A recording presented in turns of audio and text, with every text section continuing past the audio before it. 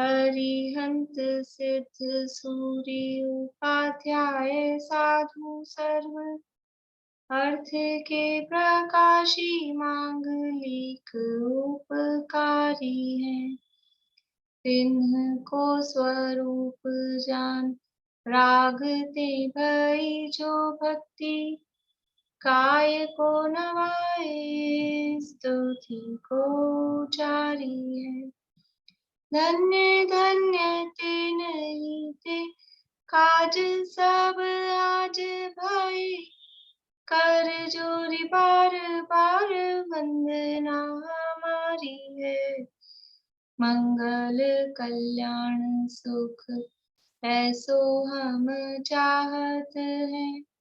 हो मेरी ऐसी दशा जैसी तुम धारी है। हो मेरी ऐसी दशा जैसी तुम धारी है।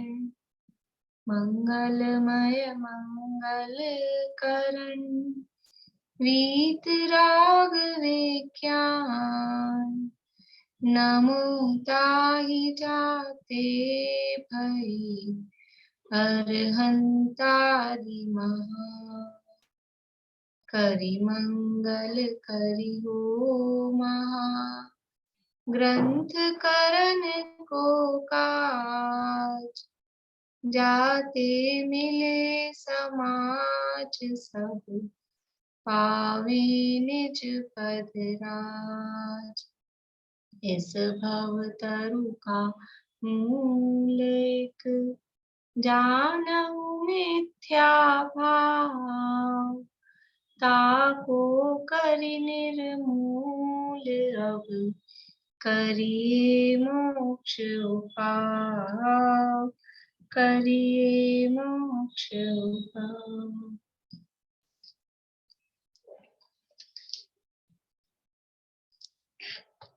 क्वेश्चन आंसर्स तो है नहीं, मैं आजकल में डालूंगी और अपनों के लिए। यहाँ 8वां अधिकार अपना चल रहा है और इसमें चरणानुयोग के व्याख्यान का विधान। कल जो चर्चा चल रही थी अपनी कि तीर्थंकर उपक्रम श्रेणी पर आरोहण कर सकते हैं कि नहीं कर सकते हैं, उसके लिए पूर्णिमा आंटी ये गोमटसारजी जीव कांड की गाथा है 630 से 632 तक। गोमटसारजी जीव कांड सम्यक तो मार्गना का प्रकरण है और 630 से 632 ये नंबर लिख के रख भी लेना चाहिए, कभी अपने को चाहिए हो ना इस प्रमाण, तो उसके लिए। और इसमें ऐसे सीधा सीधा नहीं लिखा है कि तीर्थंकर उपक्रम श्रेणी, लेकिन इसमें ये संख्याएं दी है कि एक समय में एक साथ शपथ श्रेणी वाले जीव कितने प्रकार से पाए जाते हैं। जैसे 10वें अध्याय में अपने वो है ना सिद्धों में अंतर, प्रत्येक बुद्ध है, बोधि बुद्ध है, अलग अलग टाइप से तीर्थंकर होके मोक्ष गए हैं कि सामान्य होके मोक्ष गए हैं, ऐसे करके। तो यहाँ पर मैं ये आपको गाथा का अर्थ पढ़ के सुनाती हूँ। युगपत ये टीका है टोडरमल जी वाली, सम्यक ज्ञान चंद्रिका टीका है 630 से 632 गाथा है गोमटसारजी जीव कांड की। युगपत एक समय में शपथ श्रेणी वाले जीव उत्कृष्टता से निम्न प्रकार से पाए जाते हैं। एक समय में एक साथ कोई जीव शपथ श्रेणी चढ़ेंगे तो बोधित बुद्ध जो जीव होंगे वो कितने चढ़ेंगे? 108। कुछ लोगों को जिन्होंने वो 10वां अध्याय नहीं पढ़ा है या नया है तो कोई बात नहीं, नहीं समझ में आए तो भी सुन लीजिए। बोधित बुद्ध यानी किसी के द्वारा वो उपदेश प्राप्त करके फिर वो सम्यक दर्शन आदि की प्राप्ति हुई, फिर वो उन्होंने मुनि दशा धारण की, किसी ने उपदेश दिया, तो ऐसे बोधित बुद्ध 108, पुरुष वेदी 108, स्वर्ग से चयकर मनुष्य होकर शपथ हुए ऐसे 108। एक समय में 108 जीव ऐसे हो सकते हैं जो स्वर्ग से आके फिर मोक्ष जा रहे हैं मनुष्य बन के। प्रत्येक बुद्धि रिद्धि के धारक 10 रिद्धियों के नाम है, तो प्रत्येक बुद्धि नाम की रिद्धि है वो 10। तीर्थंकर 6, यानी एक समय में 6 तीर्थंकर एक साथ शपथ श्रेणी चढ़ सकते हैं। तो एक साथ 6 तीर्थंकर हो सकते हैं क्या? नहीं हो सकते? हो सकते हैं ना, ढाई द्वीप में अलग अलग जगह पे हाँ मिला के। वही मतलब भरत यहाँ नहीं ऐरावत होंगे, बुद्धि सब जगह के मिला के। लेकिन एक भरत क्षेत्र में हो, एक ऐरावत क्षेत्र में हो, एक पूर्व विदेह की किसी नगरी में हो, एक किसी नगरी में हो, पश्चिम विदेह में हो, 170 एक साथ हो सकते हैं, तो 6 की बात कह रहे हैं। तो एक साथ कोई तीर्थंकर शपथ श्रेणी चढ़ेंगे तो 6, ठीक है। स्त्री वेदी 20, स्त्री वेदी हो और वो शपथ श्रेणी चढ़े, स्त्री वेदी शपथ श्रेणी चढ़ सकते हैं क्या? भाव वेद की अपेक्षा से बात है, द्रव्य वेद तो पुरुष का ही होगा, लेकिन भाव वेद स्त्री वेद है, तो वो शपथ श्रेणी अगर चढ़ेंगे तो 20 जीव ऐसे हो सकते हैं। नपुंसक वेदी 10, मनः पर्य ज्ञानी 20, यानी जिनको मनः पर्य ज्ञान था छठे सातवें गुण स्थान से लेके, वो ऐसे 20 जीव। अवधि ज्ञानी 28, मुक्त होने योग्य शरीर की उत्कृष्ट अवगाहना के धारक 2, यानी 525 धनुष की अवगाहना वाले उत्कृष्ट अवगाहना है मुक्त होने के लिए, तो ऐसे 2 जीव एक साथ हो सकते हैं, 525 धनुष वाले, वो 2 जीव एक साथ शपथ श्रेणी चढ़ सकते हैं। जगन्य अवगाहना के धारक 4, जगन्य अवगाहना कितनी है? 3.5 हाथ, ऐसे 4 जीव हो सकते हैं। सर्व अवगाहना के मध्यवर्ती ऐसी अवगाहना के धारक 8, यानी बिल्कुल सब अवगाहनाओं के एकदम सेंटर वाली जो अवगाहना है, सबका बीच का निकालो, तो वो 8 जीव हो सकते हैं। ऐसे सर्व मिलाकर 432 हुए। ये 432 जीव हैं जो एक समय में ये शपथ श्रेणी चढ़ सकते हैं, ठीक है। अब इसके आगे वाली लाइन, उपशमक इनके आधे सर्व पाए जाते हैं, यानी इनके आधे जीव उपशमक होते हैं। जो जो ये संख्याएं बताई ना, 108, 108, फिर कहीं 4, कहीं 28, कहीं 20, तो ये तो शपथ श्रेणी वालों की संख्या है कि एक साथ इतने जीव शपथ श्रेणी चढ़ सकते हैं, और इनके आधे आधे वो उपशम श्रेणी एक साथ चढ़ सकते हैं। तो तीर्थंकर दिए थे अपने को, तीर्थंकर 6, एक साथ 6 तीर्थंकर शपथ श्रेणी चढ़ सकते हैं। उसके आधे तीर्थंकर उपशम श्रेणी चढ़ सकते हैं एक साथ, मतलब 3 जीव जो तीर्थंकर हैं, अभी इस भाव में हो रहे हैं, वो एक साथ 3 जीव उपशम श्रेणी चढ़ सकते हैं। इससे ही अर्थ निकल के आया कि तीर्थंकर के जीव भी उपशम श्रेणी चढ़ सकते हैं। मतलब क्लियर नहीं है, मगर फिर भी 432 बोला ना श्रेणी चढ़ने वाले, तो उससे आधे उपशमक वाले बोला, तो आधे हाँ, में तीर्थंकर को भी आधे नहीं, करना आगे पड़ा में ना। जो पर्टिकुलर एक एक दिया है हाँ, ना हर का, हाँ, तो हर का आधा आधा करना है, हाँ, तो वही बोले ऐसा इस नहीं सामा प्रकार से कोई आ से गए। भी। ऐसे अर्थ तो ऐसे ही निकलते हैं शास्त्रों में, हर बात एकदम सीधी सीधी के अपने जैसे लिखी मिलेगी, ऐसा नहीं होगा। इससे ही अर्थ निकल रहा है ना, 3 जीव एक साथ तीर्थंकर वाले वो उपशम श्रेणी चढ़ सकते हैं। तो तो मतलब जो उपशम चढ़ेंगे फिर वो शपथ भी तो चढ़ जाएंगे ना, यदि तीर्थंकर बनेंगे तो। चढ़ेंगे बाद में शपथ भी चढ़ेंगे। तीर्थंकर होना है तो बिना शपथ चढ़े तो होना नहीं है, लेकिन मतलब अपनी गाड़ी अटक यहाँ रही थी कि तीर्थंकर वो उपशम श्रेणी नहीं चढ़ सकते हैं, तो यहाँ दिया है। ऐसा ही वो जो दूसरी बात है उसका भी मैं निकाल नहीं पाई, और इसको भी लिख के रखूंगी। एक्चुअल में वो ये तो ध्यान था कि पढ़ा हुआ है, लेकिन वो गाथा नंबर ध्यान नहीं था ना, तो वो ढूंढने में, इसको ही ढूंढने में टाइम लग गया, वो वाला नहीं। दूसरी कौन सी बात थी? दूसरी वो थी ना कि तीर्थंकर अणुव्रत पंचम स्थान अच्छा, हाँ, धारण आज की करेंगे। पूजा नेमिनाथ भगवान का निर्वाण कल्याणक था ना, तो पूर्णवती आज माता जी, हाँ, नेमिनाथ भगवान का निर्वाण कल्याणक था, तो उसमें पूजन में आया था कि सहज रीति से उनके पलते ही हैं, ऐसा आया था। पूर्णवती माता जी वाली पूजन पढ़ी थी मैंने आज। कल है वैसे, आज नहीं है। आज तो मेरे कैलेंडर में तो कोई कल्याणक ही नहीं है। यहाँ के कैलेंडर में तो कल है, था अष्टमी का है ना, अष्टमी कल है हाँ, हमारे। अष्टमी कल है। हाँ, अष्टमी तो कल है। हाँ, हाँ, आज तो सप्तमी है। उनकी पूरी गुवाहाटी में आज मनाई है अष्टमी। हाँ, चले कोई बात नहीं, ठीक है। उसमें मैंने पढ़ा था ऐसा बोल तो। और अब आप लोगों ने जो है ये लिखा है ना, तीर्थंकर उपशम श्रेणी चढ़ सकते हैं, उसके आगे रेफरेंस वो गोमट सारजी जीवकांड गाथा 630 से 632, ये जरूर लिखें, क्योंकि जब भी कभी अपन ये बात कहेंगे, पढ़ेंगे, सुनेंगे तो डाउट आएगा ही आएगा। वो रेफरेंस लिखा होगा, तो भले ही अपने पास ग्रंथ हो ना हो, लेकिन प्रमाण रहता है कि ये यहाँ पर लिखा है ऐसा।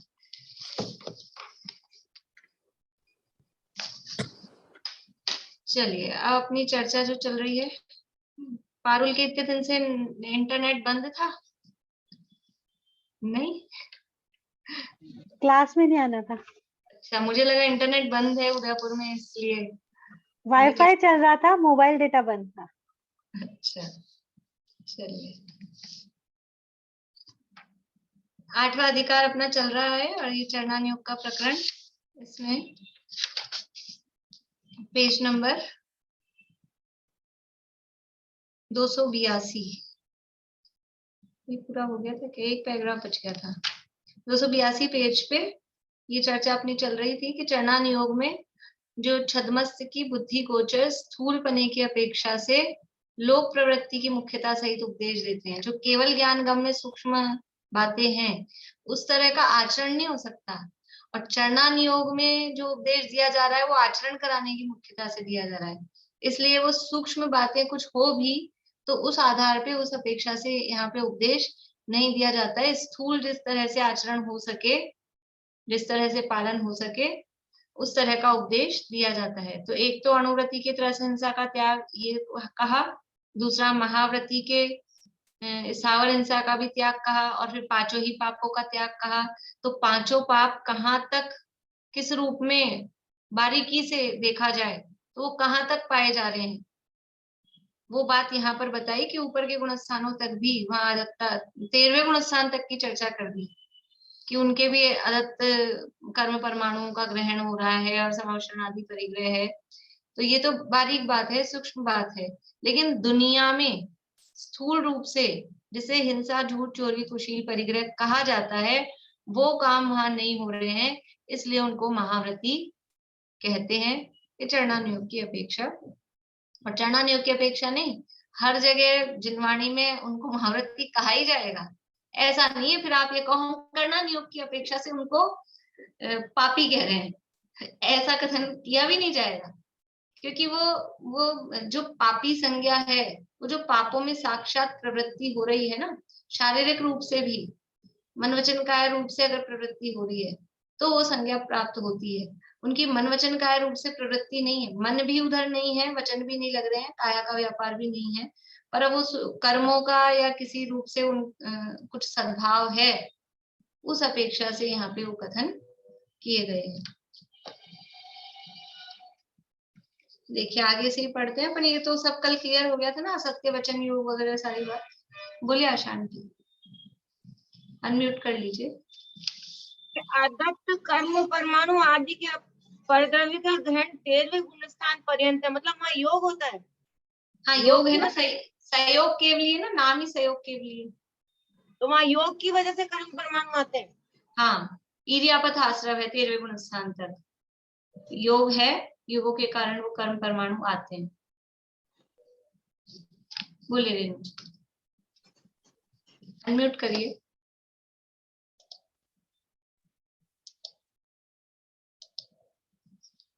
आपकी आवाज नहीं आ रही है, किसी और आ रही है किसी को? नहीं, ये हटा दीजिए ईयरफोन, ये निकाल दीजिए मोबाइल में से। अभी हाँ अब आ गई। मैं बोली जो आपने कल मनोयोग, वचन योग और काय योग बोले थे ना 7 4 4, तो वो जो मनोयोग और वचन योग के जो भेद है उनका मैं मतलब नहीं समझी, जो परिभाषा है, मतलब वो अनुभव योग और समझाने के लिए वो बिल्कुल विषयांतर हो जाएगा, मतलब समझाने के लिए आपको मतलब समझना है तो आपसे मेहनत हो तो वो द्रव्य संग्रह के मार्गणा वाले क्लासेस हैं, उसमें समझाया है। और अगर नोट्स की पीडीएफ आप देखें तो नोट्स में लिखा है, द्रव्य संग्रह के पूरे नोट्स वो गूगल ड्राइव पे अपलोड कर दिए हैं, उसकी लिंक आप लोगों को भेजी थी। और जितनी भी यूट्यूब पे क्लासेस आ रही हैं द्रव्य संग्रह की, उसके डिस्क्रिप्शन में नीचे वो लिंक दी हुई होती है, तो उसको क्लिक करेंगे तो आपको नोट्स आप डाउनलोड कर सकते हो। इसका तो उसमें योग का मिल जाएगा, योग का हाँ मिल जाएगा।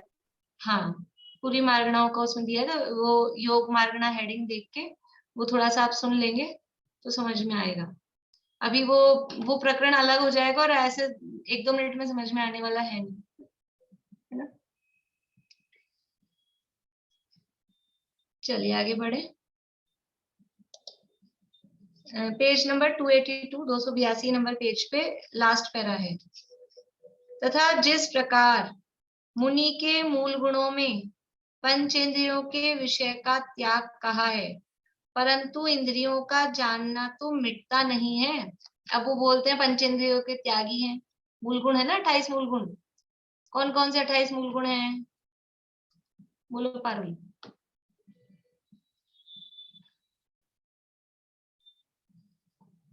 नहीं है ध्यान। सुमन जी नहीं है। हूँ। बोलो। 5 इंद्रिय विषयों का त्याग, 5 समिति, और वो सप्त व्यसन आएंगे इसमें? नहीं है? नहीं नहीं। कुछ 5 5 5 3 है। हाँ वो तो तीसरा ठीक है। 5, तीसरा 5, ये महाव्रत, हाँ 5 महाव्रत तो 15 ये हो गए। और 8 तो लास्ट में है कि 8 अन्य गुण है। 8 नहीं है, वो 7 है। 7 है। 7 अन्य गुण। अब 6 बज गए। क्या बज गया? 6। बोलो पारुल, याद आया क्या? 6 बज गए। 6 नहीं। बेला भाभी। छठ आवश्यक छठ आवश्यक। आवश्यक। हाँ हाँ। बढ़िया। 5 महाव्रत, 5 समिति, 5 इंद्रिय विजय, 6 आवश्यक और 7 शेष गुण। ये मुनिराजों के मूल गुण हैं। तो उसमें 5 इंद्रियों के विषयों का त्याग ये मूल गुणों में कहा है, परंतु इंद्रियों का जानना तो मिटता नहीं है। बोली निशांति।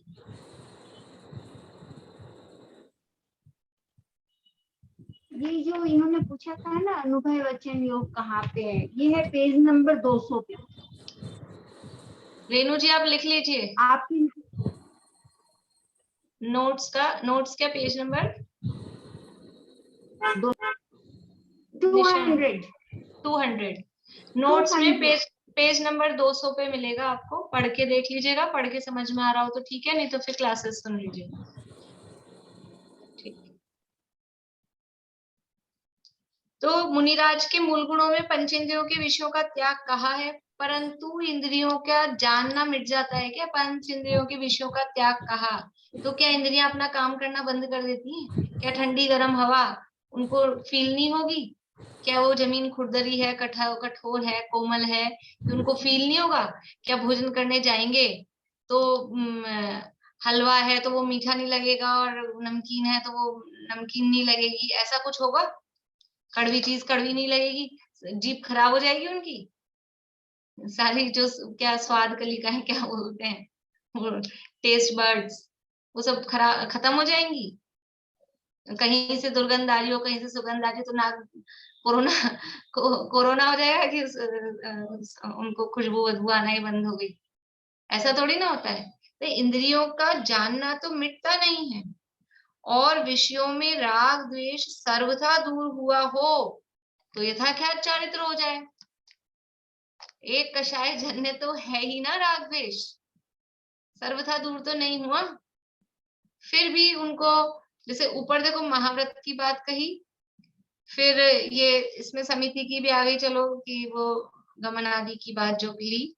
अब यहाँ पर ये इंद्रिय विषय का त्याग, ये वाला जो मूल गुण है उसकी बात कर रहे हैं, कि जो उनको पंचेंद्रियों के विषयों का त्यागी कहा है, पंचेंद्रिय विजयी कहा है, तो क्या बिल्कुल ही इंद्रियों का विषय और उसमें राग द्वेष? वीतरागी कहते हैं मुनिराजों को, वीतरागी मुनिराज। वीतरागी संतों का ये बड़ा उपकार है, तो वीतरागी है। फिर वही वीतरागी हो गए तो फिर 13वें गुणस्थान में, 11वें गुणस्थान में पहुंच के क्या होंगे? 11वें 12वें 13वें में जब यही वीतरागी 6ठे 7वें में हो गए तो ऊपर जाने की जरूरत ही क्या है? संसार का भी मजा लो और वीतरागता का भी मजा लो, दोनों यही चलने दो। तो उनको वीतरागी वहां कह रहे हैं कि बहुत सारा राग, 4 कषाय में से 3 चली गई, इस अपेक्षा से कथन किया है। लेकिन सर्वथा राग द्वेष दूर हो गए हो ऐसा नहीं है। तो विषयों में राग द्वेष सर्वथा दूर हुआ हो तो यथाख्यात चारित्र हो जाए। तो यथाख्यात चारित्र तो हुआ नहीं है। कौन से गुणस्थान में होता है यथाख्यात चारित्र? अनिता आंटी। 12वें गुणस्थान के एंड में, 12वें गुणस्थान के अंत में।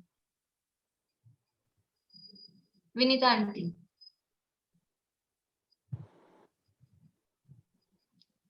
आवाज नहीं चालू हुई। उपसम श्रेणी वालों के 11वें 12वें में हो जाएंगे। 11वें 12वें में यथाख्यात चारित्र है। जहां कषायों का अभाव हो गया, यथाख्यात चारित्र मतलब कषायों के संपूर्णतः अभाव से जो चारित्र प्रकट हो रहा है। तो 11वें में उपशम यथाख्यात है, 12वें में क्षायिक यथाख्यात है। यथाख्यात चारित्र हो गया। तो इनके यदि राग द्वेष सर्वथा दूर हो गए छठे सातवें में, तो फिर छठे सातवें में कौन सा चारित्र कहते हैं? छठे सातवें में कौन सा चारित्र है सुनीता आंटी? क्षय समिक चारित्र बोलेंगे ना? 5 प्रकार के चारित्र में से बताइए। वो नहीं, वो है वो सकल चारित्र, सकल चारित्र। ममता भाभी 5 प्रकार के चारित्र के नाम बताइए ममता भाभी। छेद स्थापना वगैरह ये आप बोलो। रुक जाइए ममता भाभी को बोलने दीजिए।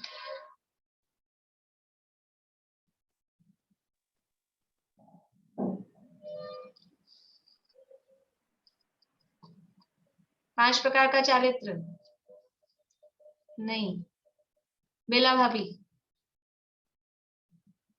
सामायिक छेदोपस्थापना, परिहार विशुद्धि, यथाख्यात चारित्र और एक और इससे स्वरूपाचार। पहले रह गया बीच में एक। अच्छा, पहले रह गया क्या? सामायिक छेदोपस्थापना, परिहार विशुद्धि, सूक्ष्म सांप्राय। मदद मत करिए।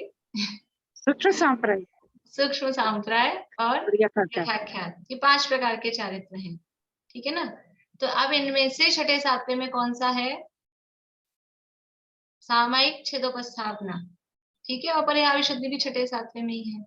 तो यहाँ अभी चलेगा ये प्रकरण, अभी वापस सत्वार सूत्र में आएगा, वापस से चलेगा।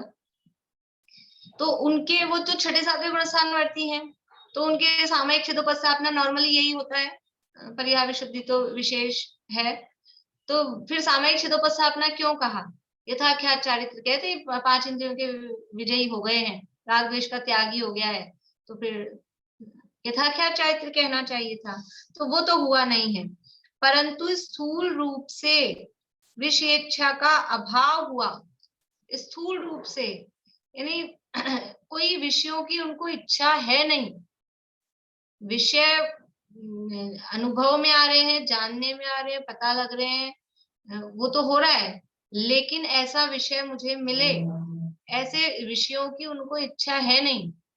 विषयों की आशा नहीं जिनके साम्य भाव धन रखते हैं। ये तो मुनिराज का जहां जहां स्वरूप आएगा ना वहां है ही, क्योंकि समंत भद्राचार्य ने लिखा है विषयाशा वशाती, तो विषयों की आशा से वो अतीत हो गए हैं। तो पंचेंद्रियों की विषयों की उनको इच्छा नहीं है, आशा नहीं है, इसलिए उनको पंचेंद्रियों के विजयी कहा है। देखो अपने को किसी को इस तरह की इच्छा होती है ना, मतलब इस तरह का कोई व्यक्ति हो कि अब जो है, जो मिल गया उसमें संतुष्ट हैं, हमको ये मिले कि ये करें, कि ये खाएं, कि यहाँ जाएं, इस तरह की कोई इच्छाएं नहीं होती हैं स्थूल रूप से। तो उसको दुनिया में ऐसा कहते हैं कि ये तो वैरागी है, ये तो वीतरागी है, ये तो ऐसा है। क्योंकि क्या वो वीतरागी वैरागी हो गए हैं कि अभी तो पता ही नहीं, मिथ्या दृष्टि हो, तो भी वो स्थूल रूप से ऐसा कहा जाता है। तो मुनिराजों को तो वैसे ही 3 कषाय चौकड़ी के अभाव जन्य वहां वीतरागता प्रकट हुई है। जो 3 कषाय जन्य राग द्वेष थे वो उनके जीवन में नहीं होते हैं। किसी प्रकार से उनको विषयों की जो बाहर में दिखाई दे, ऐसे प्रकट पकड़ में आए, उनके मतलब ऐसा नहीं कि दूसरों को पकड़ नहीं आ रही, खुद को तो हो रही है, अंदर खुद की भी पकड़ में नहीं आए। वो जो राग द्वेष बचे हुए ना संजुलन जन्य, कि वो किस तरह की हैं, किस तरह की वो अंदर चल रही है, उसका कार्यक्रम वो अबुद्धि पूर्वक चलता है कुछ। तो स्थूल रूप से विषेच्छा का अभाव हुआ है और बाह्य विषय सामग्री मिलाने की प्रवृत्ति दूर हुई है, इसलिए उनके इंद्रिय विषय का त्याग का है। बाहर में कोई उनके ऐसे साधन दिखाई देते हैं कि ठंडी हवा के लिए पंखा लगाया, कूलर लगाया, एसी लगाया, या भोजन के लिए अलग अलग स्वाद के लिए वैरायटियां लगी हुई हैं, बनाने वाले लगे हैं, या कोई सुगंधित पदार्थ उनके वहां पे जंगल में खुशबुएं अलग अलग तरह की ऐसे कोई लगाते हो, ऐसा कुछ भी नहीं है। नेत्र इंद्रिय के विषय के लिए जंगल में क्या दिखता होगा? अपने को लगता है अच्छा दिखता है, हरियाली हरियाली, हरियाली हरियाली थोड़े टाइम की है। नहीं, वहां जंगल में क्या है, वहां उजाड़ भी दिखते हैं, वहां सब गंदगी भी दिखती है, वो पशुओं के मलमूत्र आदि या गंदगी है वो सब भी दिखती है। ऐसा थोड़ी ना अच्छी अच्छी चीजें दिखे। सुनने में क्या आएगा, ये कर्ण प्रिय संगीत सुनाई दे कि भयानक आवाजें पशुओं की।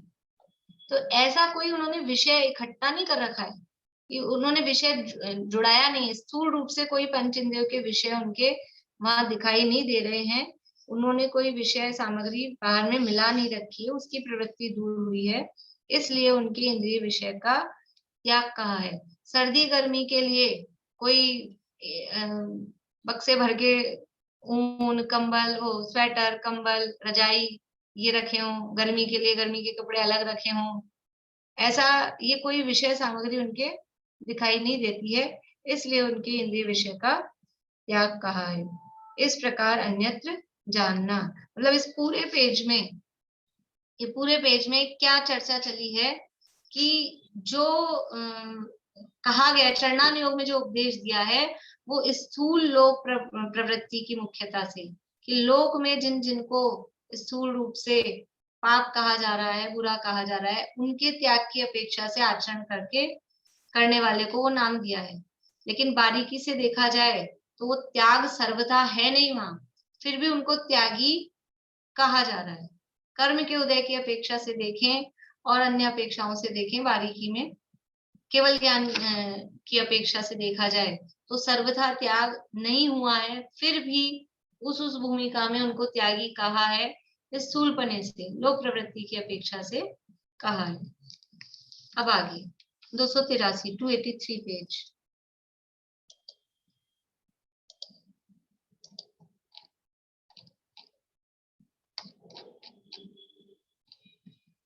तथा व्रती जीव त्याग व आचरण करता है, सो चरणान योग की पद्धति अनुसार वह लोक प्रवृत्ति के अनुसार त्याग करता है। यानी जो भी त्याग किया जा रहा है, जो भी आचरण किया जा रहा है, वो कैसे किया जाएगा? करणान योग के केवल ज्ञान की अपेक्षा से, कि चरणान योग की जो पद्धति है, ये त्याग और ग्रहण जो हो रहा है, मतलब ग्रहण हुआ है तो त्याग, ये जो त्याग ग्रहण की जो बात है, ये निश्चय से है कि व्यवहार से? पर पदार्थ के ग्रहण त्याग की जो भी बात है, वो किस अपेक्षा से, किस विवक्षा से? व्यवहार ने का कथन है, निश्चय में परद्रव्य का न ग्रहण है, ग्रहण नहीं है तो त्याग की बात भी नहीं है, तो ये व्यवहार का कथन है। और ये चरणान योग इस तरह के कथन करता है। तो ये जो त्याग है, जो आचरण है, ये सब व्यवहार की क्रियाएं हैं। तो वो उसी रूप में उस चरणान योग, क्योंकि व्यवहार की मुख्यता से कथन करता है।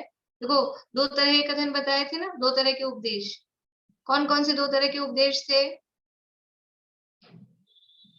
बोलिए रेणु जी, कौन से दो तरह के उपदेश हैं? अनम्यूट करके आवाज चालू करिए। हाँ, मतलब अनम्यूट करिए।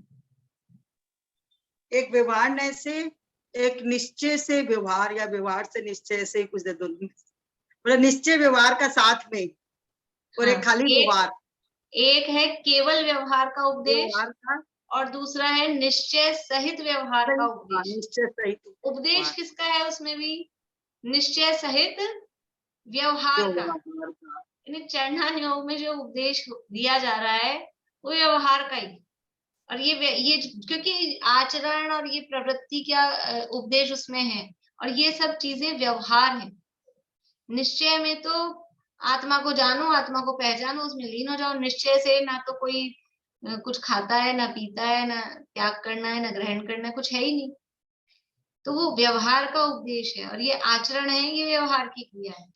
इसलिए ये जो व्रती जीव त्याग व आचरण करता है, सो चरणान योग की पद्धति अनुसार वह लोक प्रवृत्ति, लोक में जिसको जैसा कहा जा रहा है, जिस आधार पे जो नियम बनाए गए हैं पाप के, धर्म के, लोक में, उस अनुसार त्याग करता है। जैसे किसी जीव ने त्रस हिंसा का त्याग किया, वहां चरणान योग में वह लोक में जिसे त्रस हिंसा कहते हैं उसका त्याग किया है। त्रस हिंसा का त्याग, तो लोक में जिसे कह रहे हैं ना त्रस हिंसा, उसका त्याग किया है। केवल ज्ञानादि द्वारा जो त्रस देखे जाते हैं उनकी हिंसा का त्याग बनता ही नहीं है। करे कैसे? जो जीव दिखी केवल ज्ञान में रहे हैं या दिखते ही नहीं है, अब उनकी हिंसा का त्याग हम करें तो कैसे कर पाएंगे? देखिए जैसे जो 12वें गुणस्थान के अंतिम समय में ये औदारिक शरीर से परमौदारिक होता है ना, तो औदारिक शरीर का मतलब क्या है कि इसमें निगोदिया जीव हैं, निगोदिया जीव भरे हुए अनंत निगोदिया जीव इस औदारिक शरीर में। तो जब वो केवली बनते हैं, 13वें गुणस्थान में पहुंचने वाले हैं, और उनका शरीर होता है परमोदारिक शरीर। वो कैसा होता है? वो निगोद रहित होता है। केवली भगवान के, अनंत भगवान के शरीर में निगोदिया जीव नहीं होते हैं। ये डिफरेंस है औदारिक शरीर में और परमोदारिक शरीर में। क्या अंतर है कि औदारिक शरीर में ये निगोदिया जीवों का स्थान है, ये निगोदिया जीव है, ये समझ लो सप्रतिष्ठित है, सप्रतिष्ठित प्रत्येक है हमारा, मतलब उस भाषा में अपन देखें निगोदिया सहित है ना। और परमौदारिक शरीर वो निगोद रहित होता है। तो कैसे होगा? बोले रेणु जी, क्या हुआ? मैं बोली जब मतलब तीर्थंकर बालक का जन्म होता है तो उनका शरीर परम औदारिक होता है कि औदारिक होता है? औदारिक, औदारिक, इसमें परम औदारिक नहीं, औदारिक शरीर होता है। लेकिन औदारिक शरीर विशेषता लिए हुए होता है, उसके जन्म के 10 अतिशय उनके हैं, मलमूत्र रहित है, पसीना रहित है, खून की जैसा सफेद, दूध की जैसा सफेद खून है, वो विशेषताएं उसमें होती है, अतुल्य बल है, वो अलग चीज है। परमोदारिक 13वें गुणस्थान में पहुंच के होता है। तो वो परमोदारिक होना है 13वें में, तो वो निगोदिया जीव का क्या होगा? अभी तो यहाँ भरे 12वें तक तो निगोदिया जीव भरे हैं इसमें, और 13वें में क्या हो जाएगा? जादू। जादू से कैसे वो गायब हो जाएंगे? ऐसे जादू से गायब नहीं होते हैं। 12वें गुणस्थान में वो सब निगोदिया जीव अभी ऐसा बोलते हैं शरीर से निकलते हैं, वो मरते हैं, उनकी आयु के हिसाब से आयु पूरी होती है, वो शरीर से निकलते हैं, सारे निगोद खाली होते हैं, तो मरते भी हैं। तो वो केवली भगवान, वो 12वें गुणस्थानवर्ती मुनिराज उन निगोदिया जीवों को मार रहे हैं। हिंसा हो रही कि नहीं हो रही है? यहाँ तो कह रहे हैं षटकाय जीवन हनन्ति सब विधि धर्म हिंसा टरी। मुनिराज है वो 6 काय के जीवों की हिंसा के त्यागी हैं, और ये 12वें गुणस्थान में पहुंच के क्या हो रहा है? हिंसा हो रही है कि नहीं हो रही है वहां पर? लेकिन हिंसा का अभिप्राय नहीं है, वो ऑटोमेटिक अपने आप होती है वो प्रक्रिया। वो बुद्धिपूर्वक भी नहीं करते, अभिप्राय पूर्वक भी नहीं करते, और वो करने का कुछ इच्छा भी नहीं है उनको। लेकिन अब वो जो उस गुणस्थान में अपन ने जब गुणस्थानों की विशेषताएं लिखी थी ना, जब ये बात उसमें लिखी है, ये पॉइंट कि निगोद रहित होता है उस समय, निगोदिया जीव निकलते हैं उनके शरीर से, मरते हैं, लेकिन उनको हिंसक नहीं कहती इतनी ज्यादा, मतलब बाहर में देखा जाए। इसलिए जो कल अपन ने बोला था ना, प्राणी मरे या ना मरे, हिंसा किससे हो रही है? हिंसा में प्रमाद परिणति मूल है। कहाँ पढ़ी है लाइन? हिंसा में प्रमाद परिणति मूल है, कौन से शास्त्र में पढ़ी है? बोलिए समीक्षा, बोलिए। मोक्ष और प्रकाशक जी में, मोक्ष और प्रकाशक में जब सात तत्व संबंधी आया था, श्रद्धानी 7वें अधिकार में पढ़ा ना अपन ने, उसमें है हिंसा में प्रमाद परिणति मूल है, विषय सेवन में अभिलाषा मूल है। तो वहां प्रमाद परिणति नहीं है, इसलिए उनको हिंसक नहीं कहते। बोलिए पूर्णिमा की। उस समय पर परमोदारिक शरीर का होना और निगोदिया जीवों का आयु का पूर्ण होना, निमित्त नैमित्तिक संबंध कहा जाएगा क्या? हाँ, ऐसा ही निमित्त नैमित्तिक संबंध है कि उन जीवों की उस समय आयु पूर्ण होती है। परमोदारिक शरीर हुआ और जिस समय उनकी आयु पूर्ण हुई, ऐसा उस तरह होता अपने आप, मतलब निमित्त नैमित्तिक ही है। लेकिन अब जब ये इतनी बातें कर रहे हैं कि मुनि मतलब ये जो जब बारीकी में जा रहे हैं, तो जैसे अनुभव वचन योग को असत्य कह दिया, अदत्ता दानम कर्म परमाणु के ग्रहण को वहां अदत्ता दानम इससे हम कह दिया, तो ऐसे ही फिर वहां वो हिंसा भी हो रही है वहां पहुंचकर।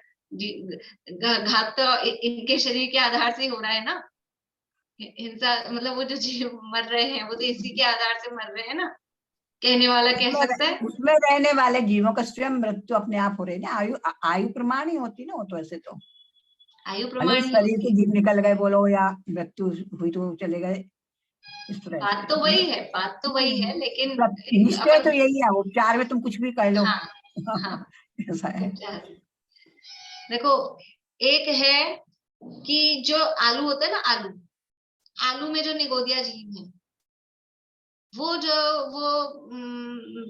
समझ लो श्वास के 18वें भाग वाले हैं या अंतर्मुख के आयु वाले हैं, जो भी हैं, पर्याप्त है पर्याप्त, वो जन्मते मरते रहते हैं क्योंकि उनकी आयु ही इतनी है। एक श्वास में 10 बार जन्म रहे हैं मर रहे हैं, अंतर्मूर्त में जन्म रहे हैं मर रहे हैं। तो वो आलू जो बाहर पड़ा हुआ है वहां पर भी हर अंतर्मूर्ति में उसमें जीव जन्मते मरते रहते हैं। मैक्सिमम भी अपन टाइम ले अंतर्मूर्ति है, और वो हमने सब्जी बनाई और मुंह में खाई तो भी वो जीव, वो तो क्योंकि बाहर रखा था तब भी जन्म रहे मर रहे थे, और हम मुंह में खाएंगे तब भी वो तो अपनी आयु से ही तो जन्मेंगे मरेंगे, इसलिए हम खा लें तो क्या दिक्कत है। फिर आलू खाने वाले को पाप क्यों लगता है, हिंसा का दोष क्यों लगता है? राग उसको मूर्छा वहां अभिप्राय है, वहां वो जीव हिंसा का त्यागी नहीं है, अभिप्राय पूर्वक उसने हिंसा का त्याग नहीं किया है। ये पता होने पर भी कि हमारे मुंह में ही जीव जन्म रहे मर रहे हैं, फिर भी उसको खाता है, स्वच्छंद होता है। तो वहां उसका अभिप्राय में प्राणियों को बचाना ये नहीं है, प्राणियों की हिंसा हो जाए वो अंदर से अभिप्राय पड़ा है, खाने का वो राग है। और यहाँ केवली भगवान के शरीर के आधार, केवली भगवान नहीं, 12वें गुणस्थानवर्ती गुणराज के शरीर के आधार से वो जीवों का घात हो रहा है, लेकिन वहां इच्छा नहीं है, राग नहीं है, अभिप्राय नहीं है, इसलिए उनको हिंसक नहीं कहते हैं, हिंसक नहीं कहते हैं उनको। और यहाँ पर ये रात्रि भोजन कर रहा हो नहीं कर रहा हो, आलू खा रहा हो नहीं खा रहा हो, लेकिन त्याग नहीं किया है, अभिप्राय में से नहीं छूटा है, तो हिंसक है। प्राणी मरे या ना मरे, हिंसा अयत्नाचार से असावधानी पूर्वक चल रहे हैं और जीव घात नहीं हो रहा है तो भी बाहर में हिंसा है, हिंसक है।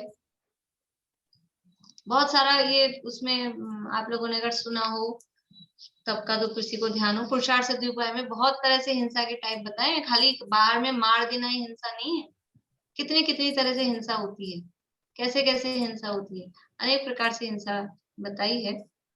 इस तरह से ये जो व्रती एक बताया कि शरीर में निगोदिया जीव है, तो जो डेड बॉडी होती है फिर उसको जलाते हैं क्यों? हाँ तो डेड बॉडी के बाद भी जीव तो बनते ही रहते होंगे ना? बनते यानी जैसे ही जीव निकलता है अंतर्मूर्त के अंदर त्रस जीव पैदा हो जाते हैं, असंख्यात त्रस जीव, और वो मल्टीप्लाई होते रहते हैं, जितनी लेट हम करते हैं वो मल्टीप्लाई होते हैं। इसीलिए जो त्यागी व्रती हैं वो उनके शरीर का अंतिम संस्कार अंतर्मुख के अंदर करने की बात को कहते हैं। नियम पूर्वक हमको पहले से कह जाना चाहिए मरने से पहले, जिंदा अवस्था में, कि भैया किसी के लिए रुकना मत, कि इस मृत शरीर को रखे रखना, और फिर उसमें मल्टीपल होते हैं, बहुत तेजी से मल्टीपल होते हैं त्रस जीव, ये तो डॉक्टर्स भी बता देंगे। बदबू क्यों आती है, किसी भी चीज में बदबू आ रही है, इसका मतलब है उसमें त्रस जीव पैदा हो गए हैं। कोई साग सब्जी फल फ्रूट में भी अगर बदबू आ रही है ना, इसका मतलब है उसमें त्रस जीव पैदा हो गए हैं। हमारे कपड़ों में से अगर बदबू आ रही है पसीने के कारण, इसका मतलब वो बदबू जहाँ आ रही है वहां त्रस जीव पैदा हो गए हैं। जहां जहां जैसे वो बदबू आती है उनके वजह से, जो इस तरह की स्मेल जो भी आती है। तो ये अंतिम संस्कार की जो बात है, तो उसमें भी ऐसा आता है कि प्राचीन काल में तो जैनों में दफनाया जाता था, तो वो उस तरह से वो जीवों का घात नहीं होता था, फिर वो अपने हिसाब से हो जाते थे।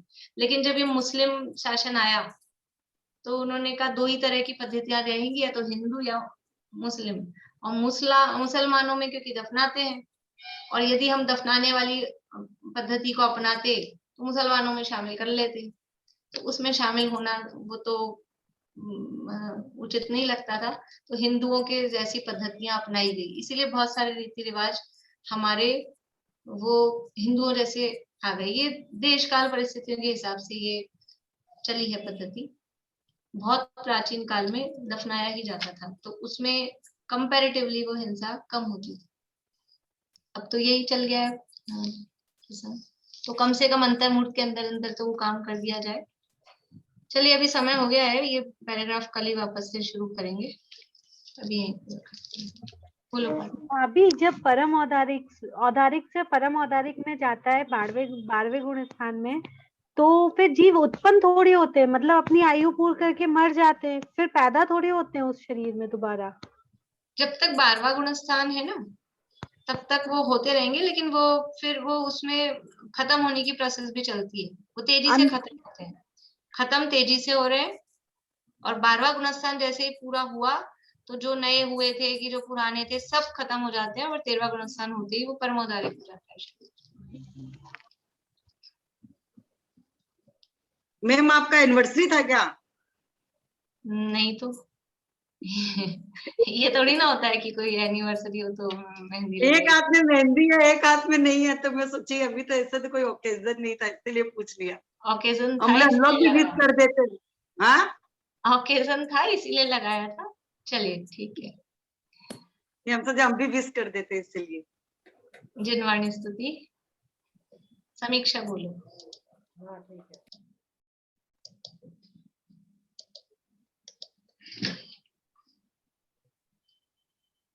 साधुआदनय षट द्रव्य गुण परिहाय और प्रमाणिका जड़ कर्म चेतन बंधकार कर्म के अवसानिका कह कर स्वरूप यथार्थ जग का जो किया उपकार है, उसके लिए जिन वाणी माको वंदना शत बार है, वंदना शत